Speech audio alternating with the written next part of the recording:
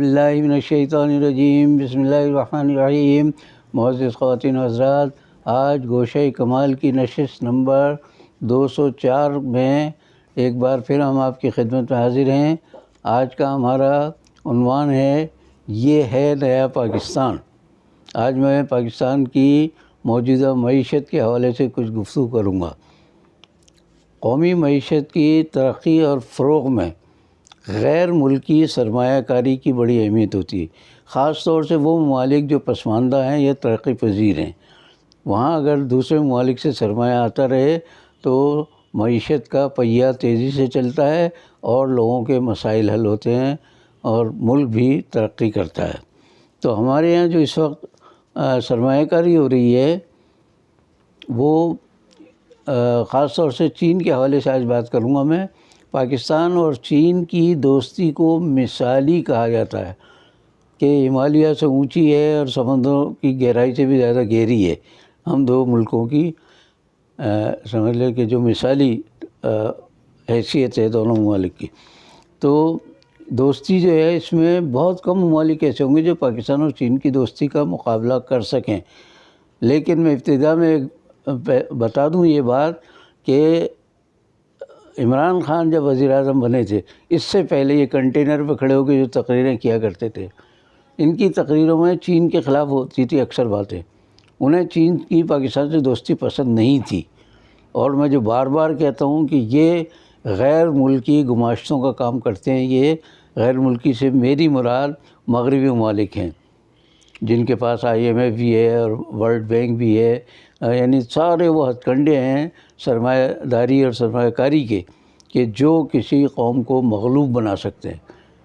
چونکہ اس وقت نواز شریف صاحب کے دور تک پاکستان مغربی ممالک کا حلیف تھا سرمایہ کاری میں یا معیشت میں، تو انہیں یہ بات ذرا بھی پسند نہیں آتی تھی۔ اور میں یہ بات واضح کر چکا ہوں کہ یہ موجودہ حکومت ہے، یہ ملک کی حکومت نہیں ہے، بیرون ممالک سے مسلط کی گئی حکومت ہے، جن میں امریکہ، برطانیہ، فرانس اور وہاں مقیم وہ لوگ جو یہودی کہلاتے ہیں۔ تو یہودیوں کی سرپرستی کے ساتھ ہماری یہ 3.5 سال کی حکومت چلتی آ رہی ہے۔ اسی وجہ سے ہم نے ایک ایک چیز گروی رکھی ہوئی ہے اپنی۔ تو خیر، میں بات کر رہا تھا کہ پاکستان اور چین کی دوستی ہمیشہ مثالی رہی، لیکن ان 3 سالوں میں کافی اس میں رکھنا آیا، جس کی مثال آگے میں پیش کرنے والا ہوں۔ آپ یہ دیکھیے کہ ابھی حالیہ دورہ چین کے بعد وزیر اعظم عمران خان صاحب نے بڑے بلندبان دعوے کیے کہ چین سے ہماری یوں ترقی ہوگی اور ہم یوں مفاہمت ہیں ہمارے درمیان، اور اس طرح خوشحالی آئے گی ہماری چین کے تعاون سے اور دوستی سے، جبکہ یہ مخالف تھے چین سے دوستی کے۔ تو ان کے جو اچھے تعلقات کے دعوے ہیں، اس کے پس منظر میں اگر آپ پاکستان اور چین کے سیاسی اور معاشی معاملات کو دیکھیں تو پتہ چلے گا کہ ان کے دور میں پاکستان اور چین کی دوستی پہلے جیسی نہیں رہی ہے۔ اب بھی ہے، عوام کی سطح پر تو بہت ہے، لیکن بہرحال حکومتی سطح پر کوئی زیادہ اس حکومت کو پذیرائی نہیں ملی ہے چین کی طرف سے۔ اب آپ دیکھیں کہ ان کے دور میں 3 سال کے عرصے میں CPEC پر کام تقریباً معطل، بند ہو گیا کام۔ کتنی تیز رفتاری سے کام ہو رہا تھا، لیکن ان کے آتے وہ کام ٹھپ ہو گیا، اور اب دوبارہ یہ جب گئے دورے پر تو اب شاید دوبارہ کچھ منصوبے شروع ہوں۔ اب میں جو بات کر رہا ہوں آج وہ اسٹیٹ بینک کی تازہ ترین رپورٹ کی روشنی میں کر رہا ہوں۔ میں جیسے اکثر کہتا ہوں کہ ہوائی باتیں میں نہیں کرتا جب تک سامنے ٹھوس ثبوت موجود نہ ہو۔ اسٹیٹ بینک کا ادارہ اس وقت IMF کے کہنے پر سمجھ لیجیے کہ غیر ممالک کو دیا جا چکا ہے۔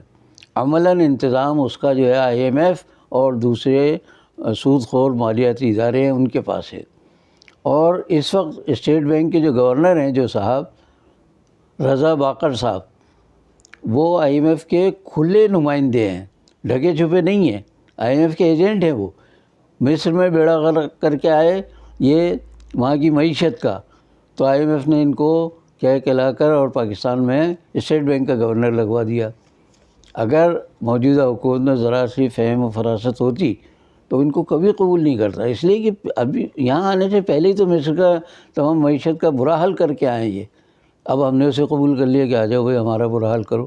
ظاہر ہے کہ ہم ہیں بین الاقوامی قوتوں کے دباؤ میں، ہماری جو حکومتیں ہوتی ہیں اکثر باہر کے دباؤ پر ہوتی ہیں اور ان کی اپنی مرضی کچھ بھی نہیں ہوتی، اتنے مجبور ہوتے ہیں وہ۔ اور موجودہ حکومت تو شاید پاکستان کی جتنی حکومتیں اب تک آئی ہیں سب سے زیادہ غلامی میں ہے، بیرونی اقتصادی جو ادارے ہیں ان کی اور بیرونی جو بڑے ممالک ہیں ان کی، اور پاکستان کے بھی جو مقتدر ادارے ہیں ان کی یہ مغلوب ہے اور ان کی مرضی کے بغیر یہ ایک قدم نہیں بڑھا سکتی۔ اب میں آج جو آپ سے بات کر رہا ہوں تھوڑے سے چونکہ اعداد و شمار ہیں اس لیے میں دیکھ دیکھ کے بتاؤں گا کہ چینی سرمایہ کاری اس وقت اسٹیٹ بینک کی رپورٹ کے مطابق، یہ کسی غیر دوسرے ممالک کی رپورٹ نہیں ہے، یہ وہی اسٹیٹ بینک ہے جس کے اس وقت سربراہ رضا باقر صاحب ہے، اس نے رپورٹ دی ہے کہ چینی سرمایہ کاری 1 ارب اور 94 کروڑ ڈالر ہے اس وقت موجودہ تحریک انصاف کے دور حکومت میں۔ دوبارہ بتا رہا ہوں، 1 ارب 94 کروڑ، کم و بیش 2 ارب ڈالر اس وقت جو ہے چین سے ہمارے یہاں سرمایہ کاری ہو رہی ہے۔ اور سرمایہ کاری یہ سرکاری نہیں ہوتی، وہاں کے چین کے جو سرمایہ کار ادارے ہیں، صنعتیں ہیں ان کی، یا جو بھی بڑے بڑے پروجیکٹس ہیں، انہوں نے جو پیسہ لگایا ہے کہ بھئی پاکستان میں ہم یہ کریں گے تو ہمیں بھی فائدہ ہوگا اور پاکستان کے لوگوں کو بھی فائدہ ہوگا، تو وہ سرمایہ کاری کہلاتی ہے۔ ان کے دور حکومت میں 1 ارب 94 کروڑ ڈالر رہ گئی سرمایہ کاری، جبکہ سابقہ دور حکومت میں 4 ارب 16 کروڑ ڈالر تھی۔ اب کہاں 4 ارب 16 کروڑ ڈالر اور کہاں 1 ارب 94 ڈالر، آدھے سے بھی کم ہو گئی ہے سرمایہ کاری ان کے دور میں۔ پھر اس کے بعد یہ ہے کہ اوسط ماہانہ سرمایہ کاری 4 کروڑ 60 لاکھ ڈالر تھی۔ چین کی اوسط سرمایہ کاری پچھلے دور حکومت میں 4 کروڑ 60 لاکھ ڈالر تھی، اس حکومت کے دور میں 4 کروڑ 60 لاکھ۔ پچھلی حکومت کا جو دور تھا اس میں 6 کروڑ 93 لاکھ ڈالر تھی سرمایہ کاری، جو اوسط ماہانہ سرمایہ کاری بتا رہا ہوں میں۔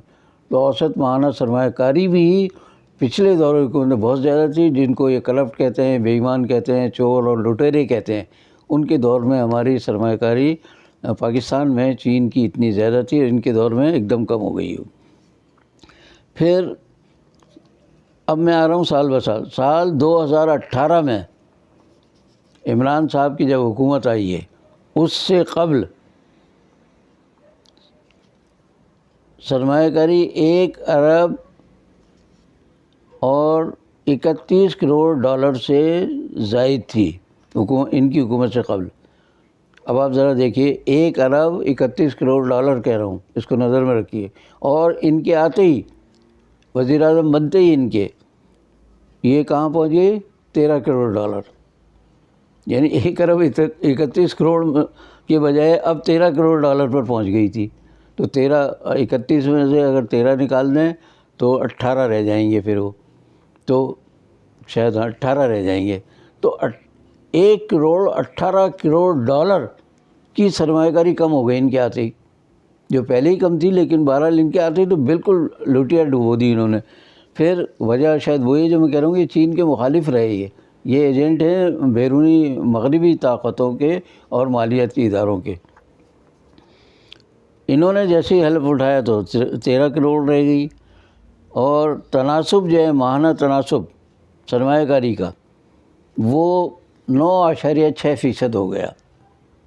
اب 9.6% کو ذرا ذہن میں رکھیے گا کہ 2 فگر والا بھی نہیں ہے، 9 جو ہے 10 سے بھی کم ہے، 10 پہ 2 فگر ہوتی ہیں، تو یہ تناسب رہ گیا ان کا 9، یہ سمجھ لیں کم ترین سطح کا تناسب تھا یہ۔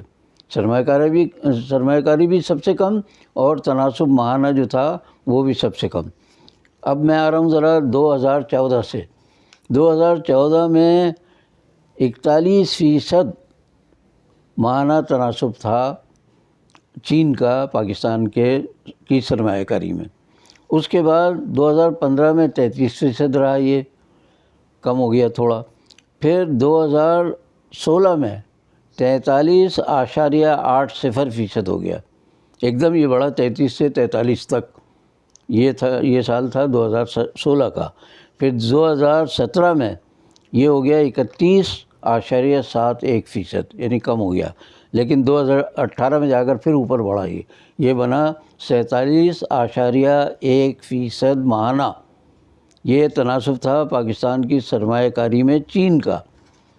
اب چلیے، اب 2018 کے بعد جب تبدیلی کا اور نئے پاکستان کا نعرہ لے کر جو حکومت آئی، ان کے دور میں کیا حشر ہوا یہ ذرا بتا رہا ہوں میں آپ کو کہ 2019 میں یہ تناسب جو ہے 9.6% رہ گیا۔ یہ اوپر بتا چکا ہوں میں کہ 9.6%، کہاں 47.18% اور کہاں 9.6%، یعنی 36% کمی ہو گئی ان کے دور میں۔ پھر اس کی ایک اہم وجہ یہ بتا چکا ہوں میں کہ جب کنٹینر پہ کھڑے ہو کے اقتدار سے پہلے تقریریں کرتے تھے، بجلی کے اور سویگیس کے بل جلاتے تھے، مہنگائی کے لیے کہتے تھے کہ جب کرپٹ ہوں گے حکمران تو مہنگائی ہوگی۔ تو جتنے وہ حکمران کرپٹ ہے وہ ہمیں معلوم ہے، لیکن اس کے بعد ان کے دور میں جو کرپشن آئی ہے اور جو مہنگائی ہوئی ہے، اس کی وجہ سے کہا جا سکتا ہے کہ یہ بدترین دور رہا ہے پاکستان کی تاریخ میں، جس میں مہنگائی بھی بہت ہوئی، بے روزگاری بھی بہت ہوئی۔ اب انہوں نے مجبوری کے تحت چین سے تعلقات تو بحال رکھے ہیں، لیکن شاید دل سے پسند نہیں کرتے، اور دل سے اس لیے بھی شاید پسند نہیں کرتے کہ ان کی سر پر جو قوتیں مسلط ہیں وہ نہیں چاہتی کہ پاکستان کے چین کے ساتھ اچھے تعلقات ہوں۔ اب یہ مجبوری کے تحت چین کا دورہ بھی کیا، چین سے تعلقات بھی رکھنا چاہ رہے ہیں، جبکہ اقتدار سے پہلے ہی پسند نہیں کرتے تھے۔ لیکن مغرب اور IMF اور ورلڈ بینک جیسے اداروں کی غلامی کے باعث انہیں تھوڑے سے تعلقات رکھنے پڑ رہے ہیں، لیکن دور رہنے کی کوشش کرتے ہیں۔ تو اب ان کے دور میں معیشت جو ہے وہ پاتال میں پہنچ چکی ہے۔ ان کے دعوے نظر آتے ہیں بازار میں۔ ذرا سا اپنے گھر سے نکل کے دکان پر چلے جائیے اور ان سے پوچھئے بھائی گھی جو ہے کیا بھاؤ ہے، وہ جو بھاؤ بتائے اس سے ان کے دور اقتدار سے پہلے کا دیکھیں تو یہ شاید 300-400% تک اضافہ ہو چکا ہے اس کی۔ ایک چیز گھی کی بتا رہا ہوں میں، باقی کھانے پینے کی تمام اشیاء آسمان کو پہنچی ہے۔ ان کا اپنا جو اعداد و شمار کا ادارہ ہے وہ بتاتا ہے کہ صاحب پچھلے ہفتے میں 20 سے 25% قیمتوں میں 20 سے 25 اشیاء کی قیمتوں میں اضافہ ہوا، اور 4 یا 5 کبھی 6 بتاتے ہیں کہ اتنی اشیاء کی قیمتوں میں کمی ہوئی۔ ہر ہفتے 20, 22, 25 چیزیں قیمتوں کے حساب سے اوپر جاتی ہیں، اور 4 سے 6 چیزیں ان کی قیمتیں نیچے آتی ہیں۔ تو اب تناسب دیکھ لیجئے کہ ان کی ترقی کا تناسب کیا ہے، تنزل کا تناسب کیا ہے۔ اب دیکھیں نا، ان کی معیشت ہے بالکل پاتال میں، اور دعوے ان کے سنیے تو پتہ چلے گا یہ ملک پتہ نہیں کہاں سے کہاں پہنچ گیا ہے، اور یہ سریا تک پہنچ گیا یہ۔ اور پھر نتائج آپ دیکھیے، گلی محلے میں جائیے، معیشت میں جائیے، کہیں بھی چلے جائیے آپ دیکھیں نا، بجلی سویگیں سب غائب ہوتی رہتی ہے۔ تھوڑی اگر ترقی ہوتی تو بجلی جیسی چیز غائب ہوتی ہے، اور اس موسم میں جب کہ بجلی کی زیادہ ضرورت نہیں ہوتی، سردیوں کے موسم میں سارے AC بند ہوتے ہیں اور چولہے بھی کم جلتے ہیں، اس کے باوجود گھروں میں بتیاں بھی بہت کم جلتی ہیں، جلدی سوتے ہیں سردیوں میں لوگ، اس کے بعد بجلی کی قلت۔ تو اس کا مطلب آپ اتنے نااہل ہیں کہ کم ترین ضرورت کے دور میں بھی آپ بجلی جیسی چیز۔ اور میں کراچی میں نے کبھی زندگی میں لوڈ شیڈنگ نہیں سنی تھی، نہ دیکھی تھی۔ ابھی پچھلے دنوں جو ہمارے علاقے میں بھی جس طرح بار بار گیس جاتی رہی ہے، کھانا پکاتے پکاتے گیس جا رہی ہے، گیزر بند ہو گیا پھر دوبارہ کھولیے اس کو، تو مطلب ہے پانی گرم کرنا ہے، کھانا گرم کرنا ہے، گیس رکھا کھانا، گیس تھوڑی سی آ رہی تھی، وہ گرم ہوتے ہوتے وہ بند ہو گئی، وہ ٹھنڈا رہ گیا کھانا، روٹی پکاتے پکاتے گیس چلی گئی۔ یہ کراچی جیسے شہر کی بات بتا رہا ہوں کہ جہاں لوگ چیختے ہیں، چلاتے ہیں، اور جن کی آواز TV پر بھی سنائی دیتی ہے اور اخبارات میں بھی شور ہوتا ہے. تو جب ہمارا یہ حال ہے تو بیچارے دیہات میں جو رہ رہے ہیں ان کی تو کوئی سنتا ہی نہیں ہے. وہ چیخ چیخ کے مر جاتے ہیں, ان کی آواز پہنچتی ہی نہیں. ریڈیو ٹی وی والے تو عموماً جاتے بھی نہیں ہیں وہاں. اور یہ ہمارے اخبارات والے بھی چھوٹے چھوٹے نمائندے ہوتے ہیں بیچارے وہاں اخبارات کے, وہ زیادہ تر اپنے جو تھانے ہوتے ہیں وہ یا زمینداروں کے زیر اثر ہوتے ہیں. وہ جو چاہیں لکھواتے ہیں, ان سے کہلواتے ہیں کہ بھئی آپ یہ لکھ دیجیے. خبردار جو ہمارے علاقے میں آپ نے مظلومیت کا کوئی تذکرہ کیا, جہالت کا کوئی تذکرہ کیا. آپ کو معلوم ہے دیہات میں, پاکستان کے اکثر دیہات میں جاگیردار زمیندار جو مقتدر طبقے ہیں وہاں کے, وہ تعلیم کو عام ہونے ہی نہیں دینا چاہتے. وہ کہتے ہیں پڑھ لکھ گئے تو ہمارا مقابلہ کریں گے. اسی لیے ہزاروں سرکاری اسکول وہ بند پڑے ہوئے ہیں. وہاں گائے بھینسیں اور کتے لوٹ رہے ہیں وہاں. تو بالکل توجہ نہیں ہے کہ تعلیم کی طرف. بجٹ تو دکھاتے ہیں ہم نے اتنا, اور بجٹ بھی دنیا میں سب سے کم تعلیمی بجٹ پاکستان میں ہے. تو اصل بات یہ ہے کہ کوئی ہمارا مداوع ہی نہیں ہے ان جو خرابیاں ہمارے درمیان در آئی ہیں ان کا, اور کوئی پوچھنے والا بھی نہیں ہے. اس کی وجہ وہی ہے کہ مقامی اور بین الاقوامی ادارے اور شخصیات جو مسلط ہیں ہماری حکومتوں پر, وہ بدترین کرپشن اور لوٹ کھسوٹ میں خود بھی شریک ہیں. یہ سمجھ لیں کہ ایک بہتی گنگا ہے جس میں یہ سب اشنان کرتے ہیں. اشنان ہندی کا لفظ ہے, یعنی غسل فرماتے ہیں اس کے اندر. اس کرپشن کی اور بدعنوانی کی, لوٹ کھسوٹ کی جو بہتی گنگا ہے. ہندوؤں میں ہوتا ہے گنگا میں اشنان کرنا بڑا مقدس سمجھا جاتا ہے. ہمارے یہاں یہ برائیوں کی گنگا میں نہاتے ہیں. اب اس میں ایسے حالات میں انہیں موقع بھی ملا ہوا سارا اشنان کرنے کا, نہاتے ہیں خوب. تو ایسے حالات میں بالکل مایوسی کے عالم میں یہی کہہ سکتا ہوں کہ ملک اور قوم کا اللہ ہی حافظ ہے. ہمارے جنرل پرویز مشرف صاحب بھی ملک کا بیڑا غرق کر کے اور جب جانے لگے تو کہہ دیا انہوں نے بھی اس ملک کا اللہ حافظ ہے, اللہ ہی حافظ ہے. مطلب میں نے جتنا کیا ہے اللہ نے روک رکھا ہے, تو جمع ہوا ہے, رکا ہوا ہے. یہ ملک ابھی تک قائم و دائم ہے, ورنہ انہوں نے کوئی کسر نہیں چھوڑی تھی ان لوگوں نے, کسی نے بھی. تو اگر آپ میرے اس پروگرام کو کسی قابل سمجھتے ہیں تو اسے لائک کریں, شیئر کریں, سبسکرائب کریں. باقی بشرط زندگی باقی.